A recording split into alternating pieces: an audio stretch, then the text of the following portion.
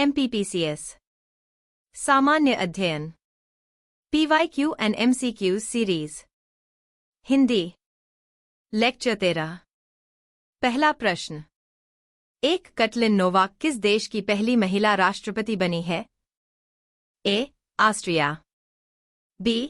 Hungary C. Spain D. Norway इस प्रश्न का उत्तर है C. कैटलिन नोवाक स्पेन की पहली महिला राष्ट्रपति बनी हैं। वे 2023 में स्पेन की राष्ट्रपति के रूप में चुनी गईं। कैटलिन नोवाक एक महत्वपूर्ण राजनीतिक नेता हैं और उन्होंने अपने करियर में महिलाओं के अधिकारों, सामाजिक न्याय और समावेशी नीतियों को बढ़ावा दिया है। उनकी राष्ट्रपति बनने से स्पेन में राजनीतिक और सामाजिक बदलाव की दिशा में एक नया अध्याय शुरू हुआ है। यह महिलाओं के लिए राजनीति में अधिक प्रतिनिधित्व और अवसरों की दिशा में एक बड़ा कदम है। अगला प्रश्न 2 ज्वालामुखी विस्फोट किस पेटी में सर्वाधिक है? A. मध्य महाद्वीपीय B. परिप्रशांत महासागरीय C. मध्य अटलांटिक D. अंतराप्लेट ज्वालामुखी इस प्रश्न का उत्तर है B.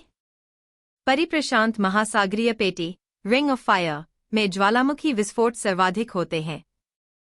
यह एक क्षेत्र है जो प्रशांत महासागर के चारों ओर स्थित है और इसमें कई सक्रिय ज्वालामुखी शामिल हैं।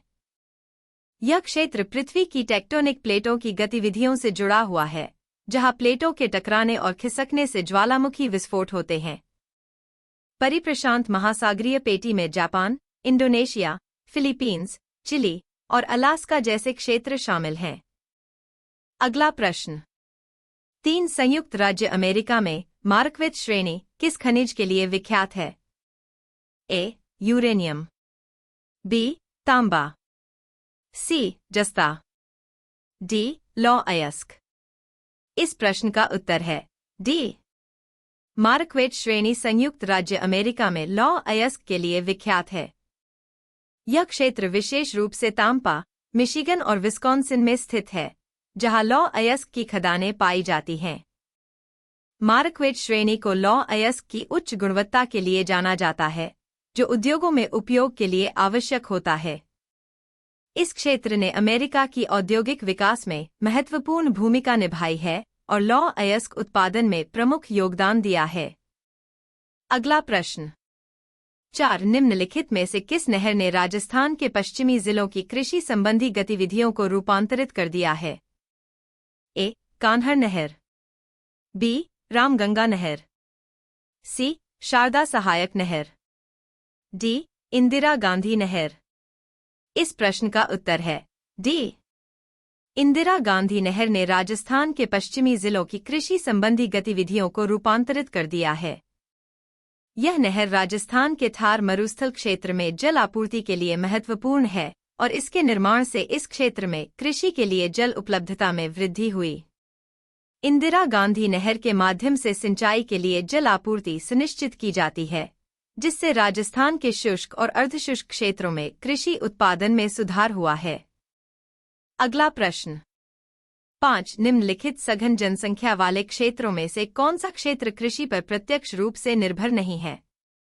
A. नील नदी की निचली घाटी B.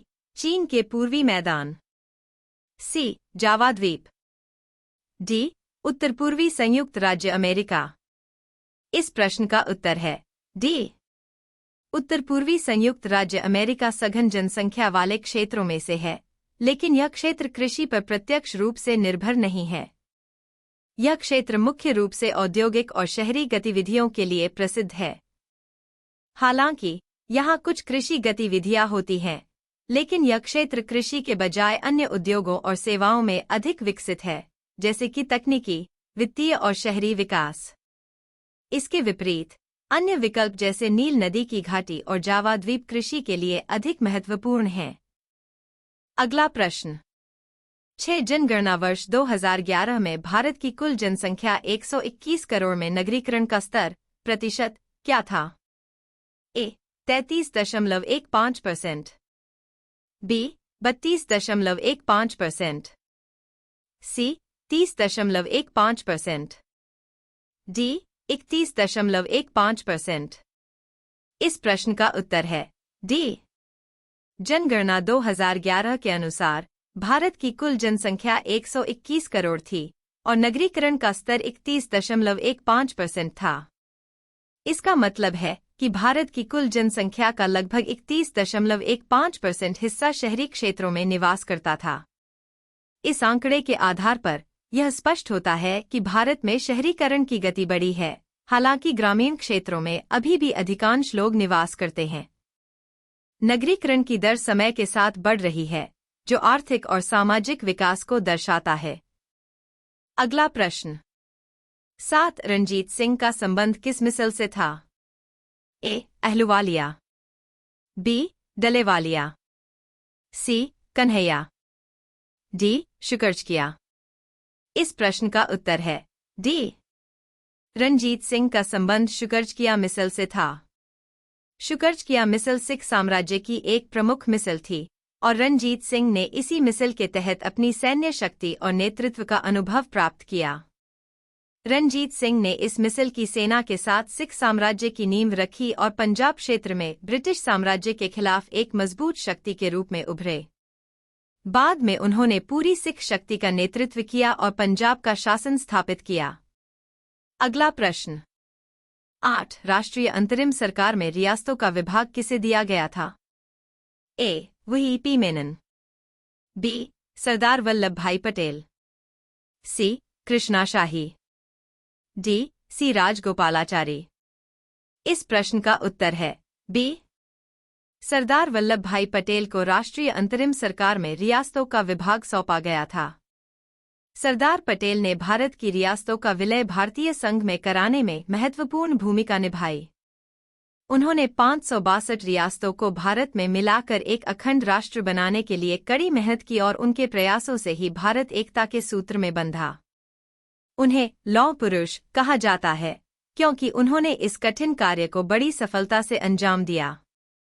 अगला प्रश्न। 9 कांग्रेस सम्मेलनों को शिक्षित भारतीयों का वार्षिक राष्ट्रीय मेला किसने कहा था? ए. लाला लाजपत राय, बी. बाल गंगाधर तिलक, सी. गोपाल कृष्ण गोखले, डी. विपिन चंद्र पाल। इस प्रश्न का उत्तर है ए।